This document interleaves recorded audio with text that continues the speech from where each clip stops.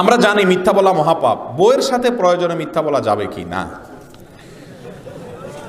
বউয়ের সাথে মিথ্যা বলা জায়েজ আছে, তবে সেই মিথ্যার ধরনটা ভালো করে বুঝেন। বউয়ের সাথে মিথ্যা বলা জায়েজ আছে, এটার মানে হলো পামপট্টিমূলক কোনো কিছু মিথ্যা মিথ্যে বললেন, এটা জায়েজ আছে। যেমন কথার কথা স্ত্রীকে বললেন যে দেখো এত স্বাদের রান্না আমি কোথাও খাই না, যা খাই বাইরে সব মাটি মাটি লাগে আমার কাছে, তোমার হাতের রান্না সুবহানাল্লাহ। আপনার ভালো না লাগলো এটা বললেন খুশি করার জন্য বেচারিকে। অথবা বললেন যে তুমি মানুষটা এত সুন্দর, চাঁদটা দেখলে সব মিশামিশি, চাঁদের চেয়ে তুমি সুন্দর মাশাআল্লাহ। বাসায় ঢুকে লাইটটা বন্ধ করে দিলেন। কেন লাইট বন্ধ করে দিছো?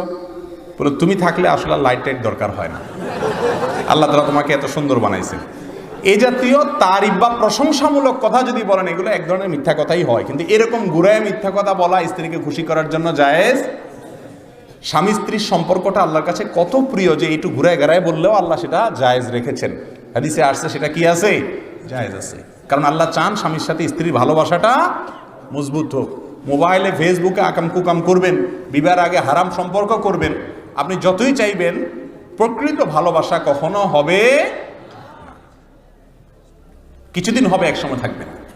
তো এই জন্য স্ত্রীকে এই ধরনের মিথ্যা কথা বললে জায়েজ আছে। আপনি শাড়ি একটা কিনে আনছেন 1000 টাকা দিয়া, এবার আয়না স্ত্রীকে বলতেছেন তোমার জন্য শাড়ি কিনছি জানো 5000 টাকা দিয়ে কিনে আনছে। এই মিথ্যা কথা যদি বলেন মাশাআল্লাহ বলবেন না, মায়ের চোটে হাড্ডি গুঁড়া হয়ে যাবে।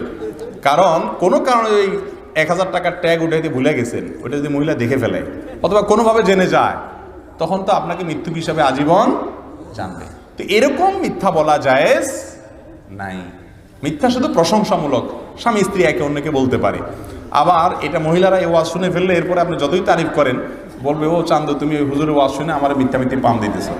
তখন প্রশংসার ধরন পাল্টাইবেন। এখন সব কি আর শিখিয়ে দেওয়া যাবে? তখন প্রশংসার ধরন পাল্টাবেন। এক কথায় স্ত্রীকে আস্থায় রাখবেন, ভালোবাসা দিবেন, তার ভালোবাসা নিবেন, তার কোনো কিছু খারাপ থাকলে বহুত ভালো গুণ আছে সেটা মনে করে ধৈর্য ধারণ করবেন।